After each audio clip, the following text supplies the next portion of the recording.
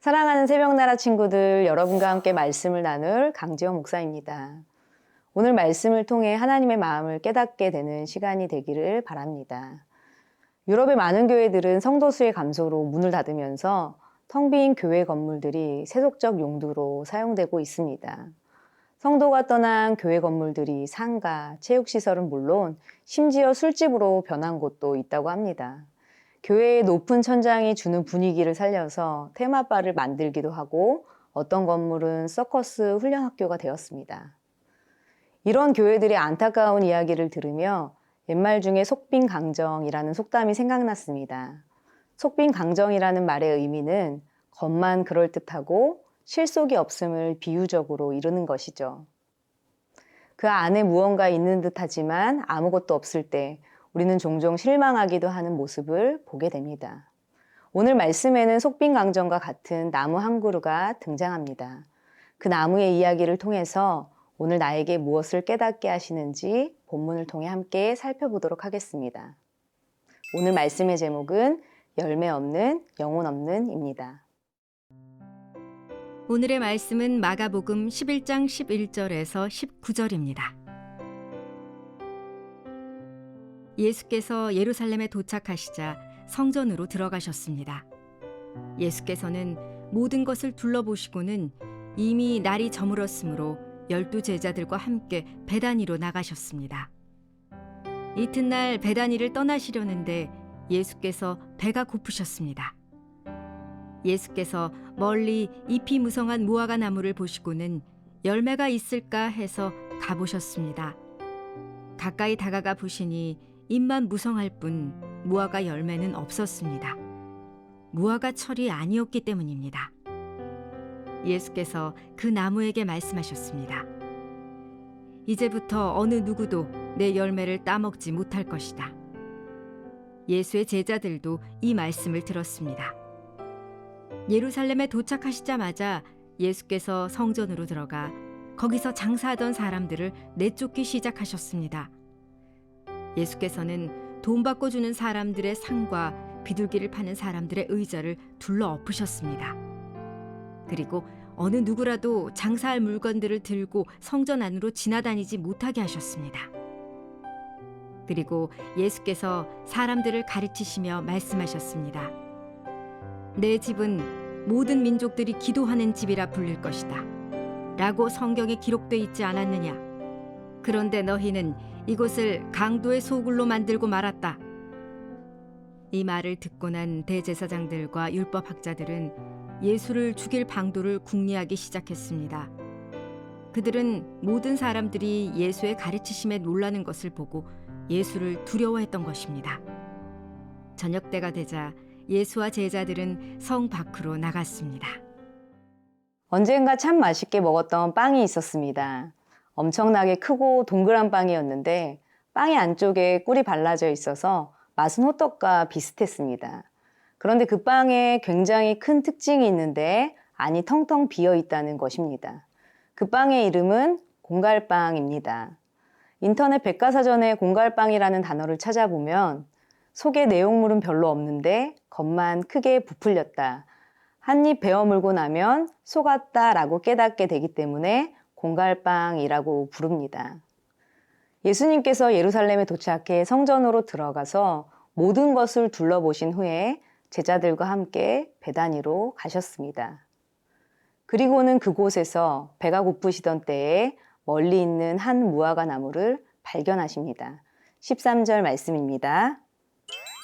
예수께서 멀리 잎이 무성한 무화과 나무를 보시고는 열매가 있을까 해서 가보셨습니다. 가까이 다가가 보시니 잎만 무성할 뿐 무화과 열매는 없었습니다. 무화과 철이 아니었기 때문입니다. 무화과 나무는 포도나무와 함께 이스라엘 유대교의 상징입니다. 이 무화과 나무는 열매부터 맺어야 잎이 자라는 나무입니다. 그런데 예수님이 발견한 이 무화과 나무는 잎은 무성하지만 열매는 없는 나무였습니다. 예수님은 이 무화과 나무를 보시면서 이렇게 말씀하십니다. 14절입니다. 예수께서 그 나무에게 말씀하셨습니다. 이제부터 어느 누구도 내 열매를 따먹지 못할 것이다. 예수의 제자들도 이 말씀을 들었습니다. 왜 무화과 나무에 열매가 없었을까요? 팔레스타인의 무화과 나무는 보통 1년에 2번 열매를 맺습니다. 예수님께서 찾으셨던 무화과 나무 열매는 이른 무화과 나무 열매였습니다. 이 사건은 6월절에 가까운 4월경이었기 때문에 무화과 나무를 따기에는 적절한 시기는 아니어도 먹을 수 있을 정도의 무화과 열매는 충분히 발견할 수 있을 때였습니다. 그런데 이 무화과 나무에는 잎사귀만 무성할 뿐 예수님이 기대하신 열매는 없었습니다. 무화과 나무의 가치는 열매를 맺는 것에 있습니다. 그렇기에 열매를 맺지 못한 나무는 그 존재 가치를 잃어버린 껍데기뿐인 허울에 불과합니다. 사랑하는 새벽나라 친구들, 우리는 삶에서 어떤 열매를 맺으며 살아가고 있습니까?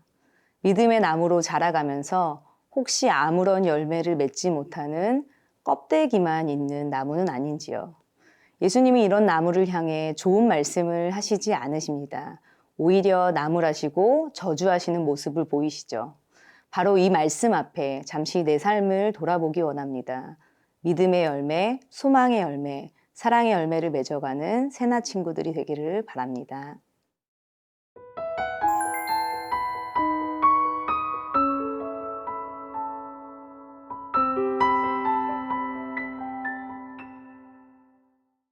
이제 예수님은 예루살렘에 도착하셔서 성전으로 들어가십니다.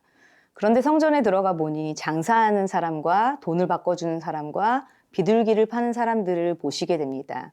15절입니다. 예루살렘에 도착하시자마자 예수께서 성전으로 들어가 거기서 장사하던 사람들을 내쫓기 시작하셨습니다.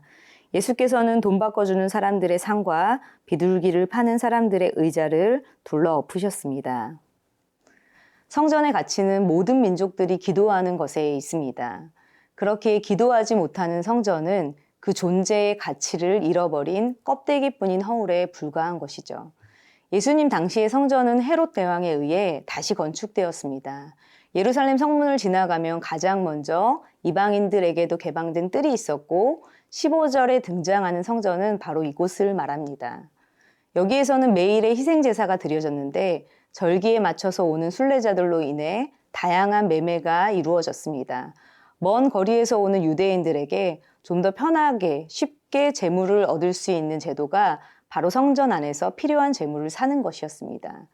그러나 본질을 잃은 채 점점 부패한 기득권들과 상인들에 의해 성전은 강도의 소굴처럼 변질되어 버립니다. 다시 말해 겉은 성전이지만 속은 강도의 소굴로 변해버린 이 성전을 향해 예수님은 분노하고 계신 것입니다. 사랑하는 새나 친구들, 겉모습보다 더 중요한 것은 속마음입니다. 우리는 겉으로는 얼마든지 괜찮은 사람인 척, 잘 믿는 척, 은혜 받은 척 할 수 있습니다. 그러나 겉과 속이 다른 마음은 결국 드러나게 되어 있습니다. 예배하는 사람들로 북적여야 할 성전이 겉은 거룩해 보이지만 속은 엉망인 가짜 성전인 것을 보시며 예수님은 더 이상 참지 않으십니다. 주님이 우리에게 기대하시는 것은 열매 맺는 믿음입니다. 주님이 우리에게 기대하시는 것은 하나님을 사랑하는 진짜 마음과 진실한 믿음입니다. 호박에 줄 긋는다고 수박이 되지는 않습니다. 겉모습만 바뀐다고 해서 속까지도 전부 달라지지는 않는다는 것이죠. 오늘 이 말씀은 예수님께서 무화과 나무와 성전을 향해 하신 말씀이지만 우리의 삶에도 동일하게 적용됩니다. 우리는 겉으로는 얼마든지 좋은 신앙인처럼 보일 수 있습니다. 하지만 주님이 우리 속에 무엇이 들어있는지 다 아시는 분이십니다. 누군가에 보이기 위해서 겉만 바꾸고 껍데기만 치장하는 영혼 없는 열매 없는 신앙인이 되지 않기를 바랍니다. 사랑하는 여러분, 우리의 겉사람을 강건하게 하는 것은 우리의 속사람입니다.